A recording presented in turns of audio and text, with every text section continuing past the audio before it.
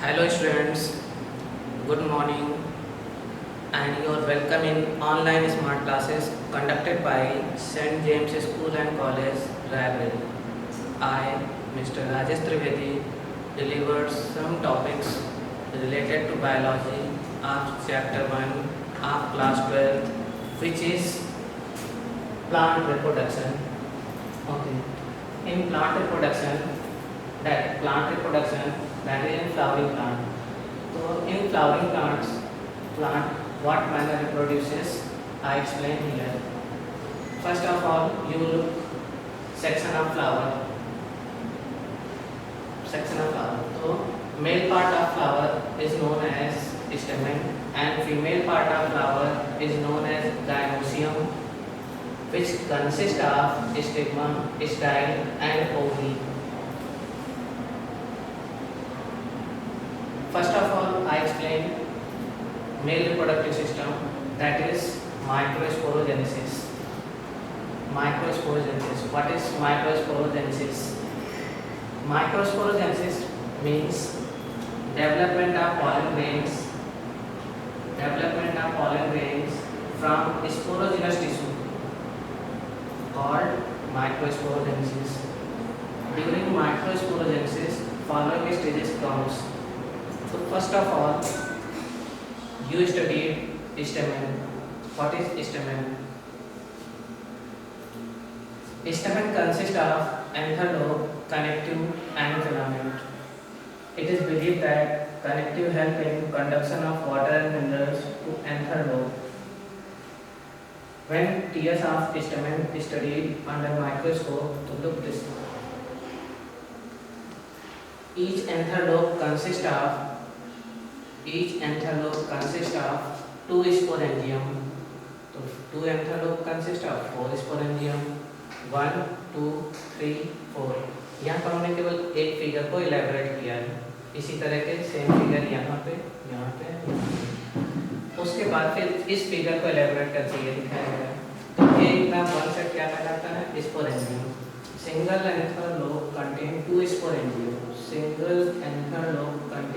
To sporangium. When stamen consists of only one anther lobe, the called it monothecous. If it consists of two anther lobe, called it bithecous. Okay. तो हमने बोला कि single anther lobe consists of two sporangium. तो हमें कितने हो जाएंगे? 1, 2, 3, 4. ये sporangium पूरा सेट. ये क्या चीज़ है? कनेक्टिव मीन्स ये हेल्प या nourish water and mineral to all sporangium. Okay. अब you study what is sporangium. तो स्पोरेंजियम की डिटेल देखी गया है. Sporangium outer most layer of sporangium is epidermis. Below this 2 to 3 layer of endothecium are found. Endothecium this. तो outer most layer of sporangium is epidermis. Below this 2 to 3 layer of endothecium are found, and below this tapetum are found, which is nutritive layer.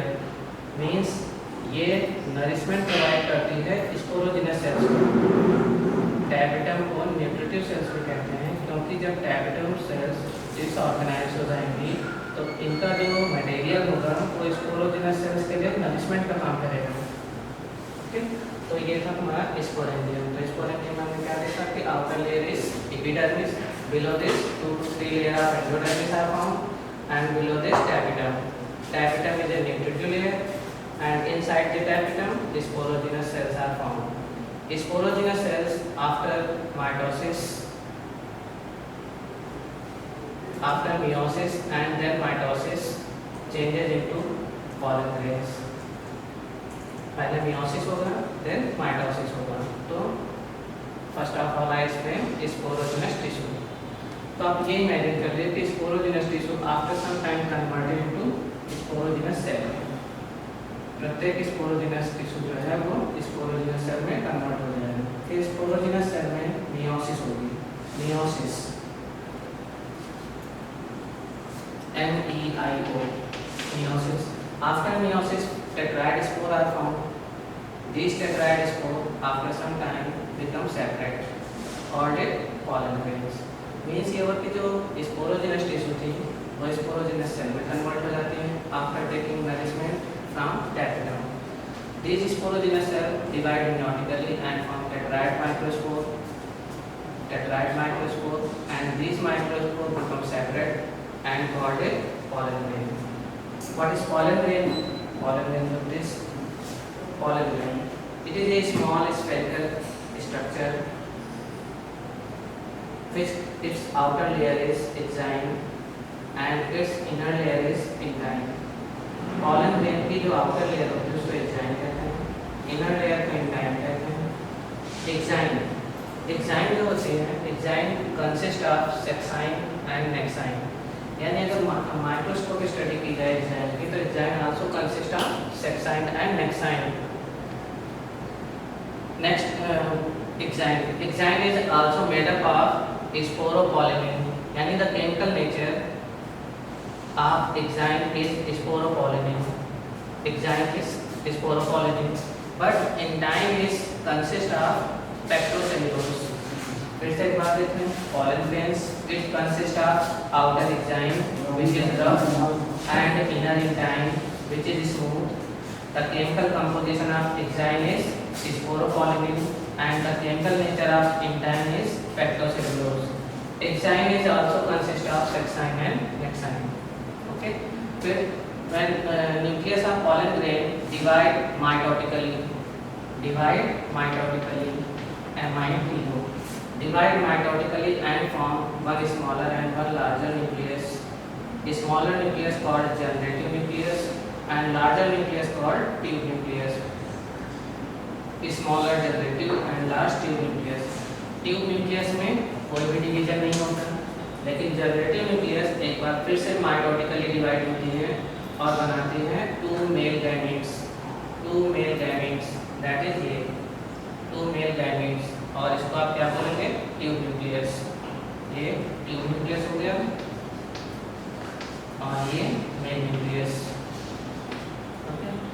At that time, exine of pollen grain become ruptured and intine comes out in the form of pollen tube. ठीक इसी समय exine फट जाते हैं और intine pollen tube के रूप में बाहर आते हैं.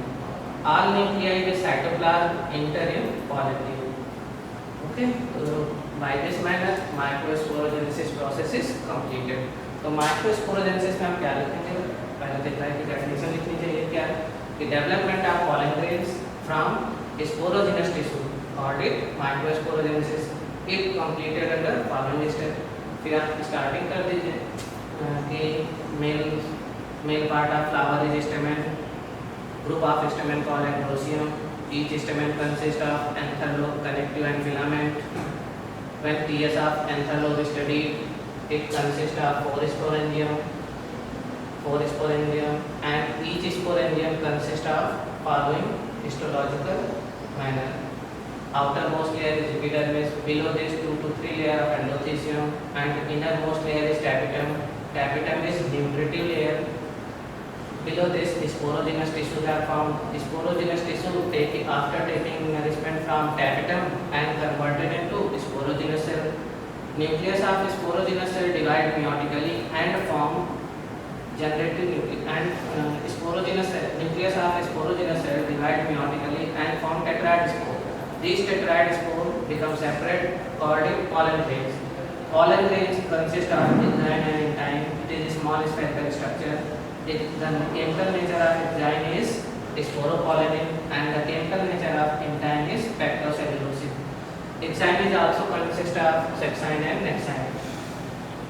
Next is nucleus of pollen grain divide mitotically and form two nucleus. One is small and one is large. Large nucleus called tube nucleus and smaller nucleus called generative nucleus. No nuclear division occurs in tube nucleus. Generative nucleus further divide by mitosis and form two male nucleus. By this manner, three nucleus are formed in pollen grains. At that time, exine of pollen grain become burst and intine comes out in the form of pollen tube. All nuclei with cytoplasm enter in this pollen tube, and by this manner, pollen grain germinated on the surface of stigma. Okay. The one topic is completed. That is microsporogenesis. 5 marks question के अंतर्गत ये आ सकता है. Next is megasporogenesis. Microsporogenesis male system में आता है, megasporogenesis female system में आता है. अब मेगास्पोर जैसे इसकी डेफिनेशन बताई, development of pollen grain from sporogenous tissue. तो कहा आपने माइक्रोस्पोरोजेनेसिस. मेगा किसको बोलोगे बच्चों? ये है कि स्ट्रक्चर जिसका नाम है एम्ब्रियो सैक. तो development of embryo sac from archesporial initial cell. Archesporial, ये है आर्ची, इसका नाम क्या है? Archesporial initial cell. Archesporial initial cell से एम्ब्रियो सैक का डेवलपमेंट क्या कहलाएगा? Megasporogenesis. It completed in the following steps. अब सारे स्टेप्स बता दीजिएगा कैसे होता है, लेकिन मैं पहले तो आना चाहिए व्हाट इज मेगास्पोरोजेनेसिस. तो development of embryo sac from archesporial initial cell called it megasporogenesis. Okay. अब ये कहाँ फ्लावर में किस जगह होता है, क्या है जो इसको हमने आर्चीस्पोरियल इनिशियल सेल कह दिया? तो आप इसको ठीक से देखें. इस फिगर में आओ, ये क्या है? पूरा ओवरी. ओवरी के अंदर ये जो स्ट्रक्चर लगा है इसको हम बोलते हैं ओव्यूल. ओवरी के अंदर ओव्यूल लगा होगा. इस ओव्यूल को मैंने मैग्नीफाई किया और ये रहा ओव्यूल. ठीक. तो ओव्यूल पहले समझ ले तो वो समझ में आ जाएगा क्या है ओव्यूल. कहाँ पे लगा होता है? Inside the ovary. Ovule ovary के अंदर होता है. ये रहा ovule. Okay. Ovule. Ovule after fertilization change into किसमें? सीड. ओव्यूल फर्टिलाइजेशन के बाद सीड में चेंज होता है. क्लास 9 में पढ़ाया गया आपको. Ovule after fertilization change into seed. तो ओव्यूल के अंदर ये स्ट्रक्चर देखो जिसको मैंने न्यूसेलस कहा था. न्यूसेलस. और ये जो येलो कलर का स्ट्रक्चर है जिसको आपने क्या नाम दिया? Embryo sac. एम्ब्रियो सैक है. एम्ब्रियो सैक के चारों के एरिया को आप क्या बोल रहे हो? न्यूसेलस. ओके. न्यूसेलस के चारों जो एरिया है उसको आपने क्या बोल दिया? इंटीग्यूमेंट. इंटीग्यूमेंट ये लिखा हुआ. तो ये दोनों लेयर क्या कहलाते हैं? इंटीग्यूमेंट. इंटीग्यूमेंट के अंदर क्या होगा? न्यूसेलस. न्यूसेलस के अंदर ये क्या होगा? Embryo sac. ओके. नेक्स्ट, ये जो स्मॉल थ्रेड लाइक स्ट्रक्चर होता है at the base of ovule, इसको हम क्या बोलते हैं? फ्यूनिकल. तो ये हो गई फ्यूनिकल. ये हो गई प्रॉपर बॉडी. प्रॉपर बॉडी और फ्यूनिकल जिस पॉइंट पे अटैच होते हैं उसको कॉल्ड इट हिलम. तो बच्चों कौन कौन से पॉइंट हो गए ओव्यूल के? Funicle, hilum. यहाँ जहाँ से जैसे किसी सीड को पानी में भिगो दो तो जर्म निकलता है. तो जर्म किस जगह से निकलता है? स्पोर से निकलता है. और स्पोर का नाम होता है माइक्रोपाइल. तो बताओ फिर से, ये फ्यूनिकल, ये हिलम, ये माइक्रोपाइल, ये integument. Inside the integument nucellus are found and inside the nucellus embryo sac are found. तो बेटा ये एम्ब्रियो सैक का फॉर्मेशन, ये जो येलो कलर का स्ट्रक्चर है यही तो है. ये जो आर्चीस्पोरियल इनिशियल सेल है यही एम्ब्रियो सैक बना रही है, ये जो स्ट्रक्चर. तो इसका मतलब है इस येलो स्ट्रक्चर के चारों ओर कौन है? न्यूसेलस. तो मीन्स अब मान चुके हैं ये कौन है? न्यूसेलस. NUCELLUS. न्यूसेलस में बहुत सारी सेल्स हैं. इन्हीं सेल्स में से कोई एक सेल मोर मेरिस्टेमेटिक हो जाती है. कोई एक सेल मोर मेरिस्टेमेटिक हो जाती है. न्यूसेलस में नंबर ऑफ सेल्स होती हैं. नंबर ऑफ सेल्स में कोई एक सेल मोर मेरिस्टेमेटिक हो जाती है और हम उसको क्या बोलते हैं? Archesporial initial cell. Archesporial initial cell divide mitotically. इसमें माइटोसिस डिवीजन होता है. माइटोसिस डिवीजन होगा तो बनेगी दो सेल. एक पर कहलाएगी प्राइमरी पैराइटल सेल और दूसरी कहलाएगी प्राइमरी स्पोरोजिनस सेल. इसको आप क्या कह सकते हो? Primary sporogenous cell. तो माइटोसिस डिवीजन हुआ, प्राइमरी पैराइटल सेल और primary sporogenous cell. Primary parietal cell में एक या दो डिवीजन होते हैं, उसके बाद डिवीजन नहीं होते. देखो प्राइमरी पैराइटल सेल और हो गया एक बार डिवीजन, दो बन गई. प्राइमरी स्पोरोजिनस इसके पश्चात स्फेरिकल कन्वर्ट हो जाती है और तब हम इसको बोलते हैं स्पोरोजिनस सेल, यानी प्राइमरी वर्ड हट गया. ठीक. तो प्राइमरी पैराइटल सेल में एक या दो डिवीजन होते हैं. This primary sporogenous cell spherical हो जाती है, उसको हम क्या बोल देते हैं? Sporogenous cell. Sporogenous cell the nucleus of sporogenous cell. तो आप ये इमेजिन कर लीजिए कि ये वाला स्ट्रक्चर ये है और ये प्राइमरी पैराइटल सेल ये है. तो इमेजिन करो कि ये जो प्राइमरी क्या नाम स्पोरोजिनस सेल है इसके न्यूक्लियस में कौन सा डिवीजन हुआ? मियोसिस। माइटोसिस बेटा हर जगह होगा, मियोसिस किसी सेल में केवल एक भाग होता है। तो यहाँ पे मेल फीमेल वाले में देखेंगे मियोसिस यहाँ हुआ और मेल वाले में मियोसिस इस जगह, बाकी जहाँ भी डिवीजन होंगे माइटोसिस। तो स्पोरोजिनस सेल में कैसा डिवीजन हुआ? मियोसिस। मियोसिस हुआ तो मियोसिस में एक सेल से कितनी सेल्स बनती है? 4। देखो 4 बन गई, 1 2 3 4। इनको आपने क्या नाम दे दिया? टेट्राएड मेगास्पोर। मियोसिस से 4 सेल्स बनी, नाम पड़ गया टेट्राएड मेगास्पोर। ओके, इन टेट्राएड मेगास्पोर में से अपर 3 मेगास्पोर बिकम नॉन फंक्शनल। ये जो ऊपर के 3 मेगास्पोर हैं ये नॉन फंक्शनल हो जाते हैं, and lower one is functional. तो यहाँ क्या लिख दिया? नॉन फंक्शनल मेगास्पोर, और ये फंक्शनल मेगास्पोर।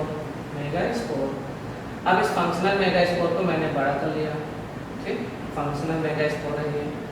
इस फंक्शनल मेगास्पोर के न्यूक्लियस में 3 टाइम्स माइटोसिस होगी, 3 टाइम्स माइटोसिस होगी। पहली टाइम माइटोसिस होगी तो 2 न्यूक्लियस बने, both nucleus move towards opposite poles. After this further divide, form 2, further divide and form 4. Means इसमें 3 बार डिवीजन हुआ, वो भी माइटोसिस हुआ। पहले 1 से 2 बने, दोनों अपोजिट पोल्स पे गए, उसके बाद वहीं पर इनमें फिर से डिवीजन हुआ, 2 2 बन गए, फिर डिवीजन हुआ, 4 4 बन गए। अब अपर 4 और लोअर 4 में से 1 1 यानी 1 from upper pole and 1 from lower pole comes in center, called it polar nucleus. आप इनको क्या नाम दे देते हो? Polar nucleus. Polar nucleus, polar nucleus इनको क्यों बोला? क्योंकि 1 come from upper side upper polar and 1 come from lower polar. तो ये हो गए। उसके बाद नीचे साइड में कितने बचे? 3। ऊपर भी कितने बचे? 3। ये जो अपर के 3 हैं इनको हम क्या बोलते हैं? Synergid cell. एंड ये जो लोअर के 3 हैं इनमें से जो सेंटर वाला होगा called it egg cell, and below this ये जो 2 न्यूक्लियस बचे हैं इनको बोलेंगे एंटीपोडल सेल। तो एम्ब्रियो सैक में जो 1 न्यूक्लियस होते हैं उनके सबके प्रोग्रामिंग हो गई। अपर 3 को क्या बोलोगे? Synergid cell. फिर इनको क्या बोलोगे? Polar nucleus. क्यों बोला? क्योंकि 1 come from upper pole and 1 come from lower pole, called it egg cell. और इनको आपने क्या बोला? Antipodal cell.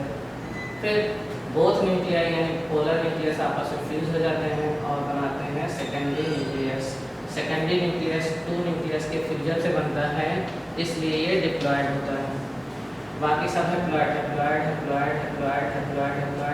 लेकिन ये क्या होता है? डिप्लॉयड। क्यों डिप्लॉयड होता है?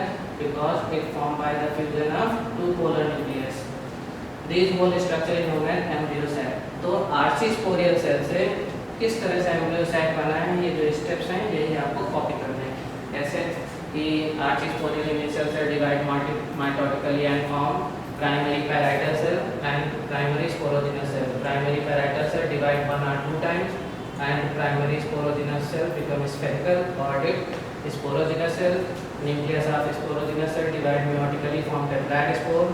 These spore upper 3 megaspore become non-functional, lower one is functional. Functional nucleus or functional megaspore divide 3 times by mitosis and form a nucleated structure. 4 lies on upper pole and 4 lies on lower pole. After this, 1 nucleus and 1 nucleus from upper and lower pole enter or lies middle of the embryo sac, called a polar nucleus. Upper 3 called synergid, lower 3 out of 3 called 2 called antipodal cell and 1 called X cell. These fuse and form secondary nucleus, and by this manner 7 या 8 nucleated complex structure is formed, called it embryo sac. अब embryo sac कहाँ पाया जाता है? Oval के अंदर। इसके outside में क्या होता है? Nucellus and something. तो बच्चों ये क्या है? ओवल। ओवल आफ्टर फर्टिलाइजेशन क्या बनाता है? सीड। तो मेगास्पोरोजेनेसिस में आपको यहाँ से यहाँ तक काम करना है, फिगर यहीं तक बनाना है, ठीक। वहाँ से स्टार्ट करेंगे ऐसे होते हुए यहाँ तक। एरो वो है, एरो आप चेक कर लीजिएगा। तो 2 क्वेश्चन कंप्लीट हो गए आपके। 1 is microsporogenesis and second is megasporogenesis. Okay, अब आता है नेक्स्ट में ये है कि types of ovules. Types of ovules क्या है? यहीं तक करना मेगास्पोरोजेनेसिस में। ये नेक्स्ट क्वेश्चन स्टार्ट हो रहा है। क्या कि types of ovules. Types of ovules में एक हम होता है क्राइटेरिया ऑफ क्लासिफिकेशन। तो ओव्यूल्स को क्लासिफाई किया गया है, किस बेसिस पर क्लासिफाई किया गया है वो देखते हैं। तो 3 क्राइटेरिया में अडॉप्ट किए गए हैं, और वो 3 क्राइटेरिया कौन कौन से हैं? ओके, नंबर 1 जैसे यहाँ देखें नोट में ये लिखा है कि ओव्यूल आपको मैंने बता दिया कि ओव्यूल ओवरी के अंदर होता है, और आफ्टर फर्टिलाइजेशन ये क्या बनाता है? सीड बनाता है। ओव्यूल का क्लासिफिकेशन पढ़ने जा रहे हैं। तो 1 टाइप में ये बोला गया है क्रैसिन्यूसिलेट, या टेनिन्यूसिलेट। तो क्रैसिन्यूसिलेट पॉलीपेटेली में पाया जाता है, टेनिन्यूसिलेट गैमोपेटेली में पाया जाता है। कब बोलेंगे क्रैसिन्यूसिलेट, कब बोलेंगे टेनिन्यूसिलेट?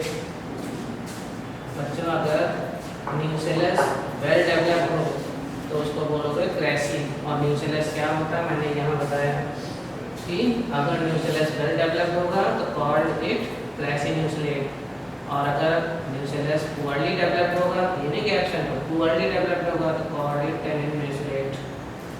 ये पॉलीपेटेली में पाया जाता है, ये गैमोपेटेली। पॉलीपेटेली में क्या होता है? पॉलीपेटेली में होता ये है कि जो पेटल्स होते हैं, फ्लावर की जो पंखुड़ियाँ होती हैं वो अलग अलग होती हैं, तो उनको हम बोलते हैं पॉलीपेटेली। जैसे आप रोज़ ले लें, रोज़ के सारे पेटल्स अलग अलग होते हैं, लेकिन वहीं पे अगर आप येलो कनेर ले लें, कनेर का फ्लावर होता है येलो कलर का जिसको नेरियम भी कहते हो, तो उसके येलो फ्लावर को देखो तो फनल लाइक स्ट्रक्चर होता है, तो उसमें सारे पेटल्स नीचे जाके क्या होते हैं? फ्यूज हो जाते हैं, तो कॉल्ड इट गैमोपेटेली। तो गैमोपेटेली में टेनिन्यूसिलेट टाइप का, पॉलीपेटेली में क्रैसिन्यूसिलेट। तो इसका मतलब ये जिस टाइप का क्लासिफिकेशन का किया गया था वो on the basis of development of nucellus.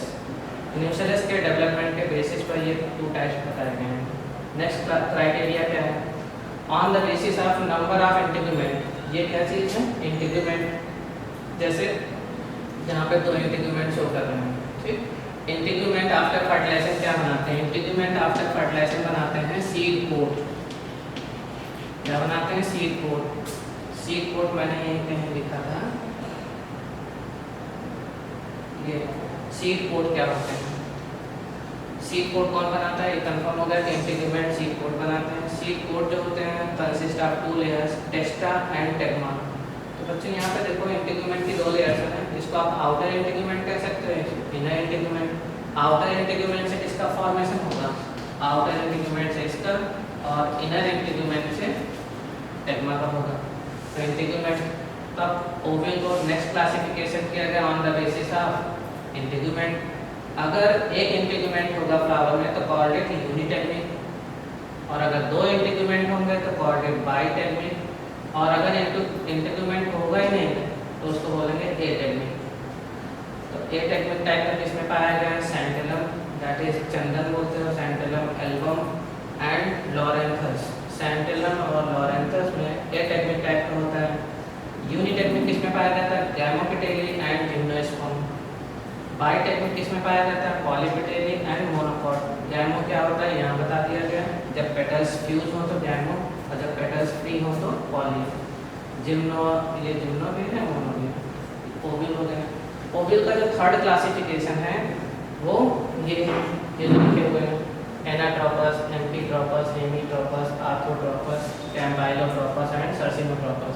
तो बच्चों ये 5 हैं, 1 2 3 4 एंड ये 1 2 3 4 5 एंड 6 हैं, 6 फिगर्स हैं। तो ये 3rd टाइप का क्लासिफिकेशन है। ये किस बेसिस पे किया गया है? इसका क्राइटेरिया क्या है? इसका क्राइटेरिया ये है कि 3 चीज़ें यहाँ पे दी गई हैं। On the basis of position of funicle, chalaza and funicle, chalaza और माइक्रोपाइल। माइक्रोपाइल, फ्यूनिकल और चलाइजा। चलाइजा हो गया और फ्यूनिकल। अब इसमें बोला गया कि कैसे, तो बच्चों अगर micropyle lies towards funicle call it anatropous. Amphitropous का बोलेंगे जब इसका एम्ब्रियो साइक हार्सू शेप हो तो कॉल्ड इट एम्फीट्रोपस। ओके, नेक्स्ट में क्या है कि यहाँ पर माइक्रोपाइल और चलाइजा फ्यूनिकल से 90 डिग्री पे लगे होते हैं, तो कॉल्ड इट हेमीट्रोपस। यहाँ पर क्या होता है, माइक्रोपाइल चलाइजा फ्यूनिकल एक वर्टिकल लाइन में होते हैं, तो कॉल्ड इट आर्थोट्रोपस। इसमें जो ये फ्यूनिकल होता है ये इतना ज़्यादा ग्रोथ करता है कि पूरे ओवल को चारों ओर से कवर कर लेता है, तो इसको क्या बोल दिया गया है, सर्सिनोट्रोपस। ये इसको चारों तरफ से कवर कर लेता है, सर्सिनोट्रोपस। इसमें क्या है, इसमें और एक ये हेमीट्रोपस और कैम्पाइलोट्रोपस में डिफरेंस ये है कि इसमें देखिए तो माइक्रोपाइल चलाएगा हॉरिजॉन्टल लाइन में है और ये फ्यूनिकल से 90 डिग्री बनाते हैं। यहाँ पे माइक्रोपाइल इस जगह है, चलाएगा इस जगह है, फ्यूनिकल। मतलब जब तीनों का डायरेक्शन अलग अलग हो तो कॉल्ड इट कैम्पाइलोट्रोपस। ओके, कैम्पाइलोट्रोपस हो गया। फिर ब्रैकेट में लिख दिया जाए कौन किस में पाया जाता है, ये इसमें अपुंसिया, लेग्यूमिनेसी, साइकस एंड पॉलीगोनम, ये वाला क्रूसीफेरी में भी है। Hemitropous found in Ranunculus, amphitropous found in poppy and Alisma and so on. ठीक, नेक्स्ट बच्चों लास्ट टॉपिक छोटा सा है पॉलिनेशन। पॉलिनेशन प्रीवियस क्लास में पढ़ा, transfer of pollen grains from one flower to the another flower, called it pollination. यानी transfer of pollen grains from one flower to stigma of another flower, called it pollination. अब आया कि pollination के types कितने हैं, autogamy, जीटोनोगैमी and xenogamy. एक ही फूल के यानी जैसे इस फ्लावर का पॉलन ग्रेन्स किसी की सरफेस पे गिरे, इसका पॉलन ग्रेन्स इसी की सरफेस पे गिरे तो ऑटोगैमी। लेकिन एक प्लांट के दो यानी इस फ्लावर का पॉलन ग्रेन्स इस पे आके जर्मिनेट हो तो हम उसको बोलेंगे जीटोनोगैमी। लेकिन अगर दो प्लांट हो और इसका पॉलन ग्रेन इस पे जर्मिनेट हो तो कॉल्ड इट जीनोगैमी। तो जीनोगैमी टाइप दिस और ये दिस। तो between same flower, between two flower of same plant, between two flower of two different plant. Next autogamy, कोई भी पौधा ऑटोगैमी मतलब कोई भी प्लांट ऑटोगैमी रिप्रोडक्शन शो कर सकता है, पॉलिनेशन। अगर वो बाइसेक्सुअल हो, उसमें मेल और फीमेल गैमेट साथ साथ मैच्योर हो। और क्लिस्टोगैमस फ्लावर ओपन ही नहीं होते, नेवर ओपन। डाइकोगैमी, सम बैरियर्स की वजह से पॉलन ग्रेन से स्टिग्मा तक नहीं पहुंच पाते। हार्कोगैमी, इसमें क्या होता है कभी कभी male sex organs mature first, female later, और इसमें क्या होगा female mature first and male later. ये एजेंसीज हैं, ये लोअर क्लास में हमने पढ़ी हैं कि अगर एयर के द्वारा पॉलिनेशन है तो कॉल्ड इट इंसेक्ट के द्वारा, कॉल्ड इट हेमोफिली, वाटर के द्वारा हाइड्रोफिली, बर्ड्स के द्वारा ऑर्निथोफिली, अगर बैग यानी चमगादड़ के द्वारा हो तो पैरोटेरोफिली एंड स्नेल के द्वारा हो तो मैनेटोफिली, और इस तरह से प्रोटीन। Thank you.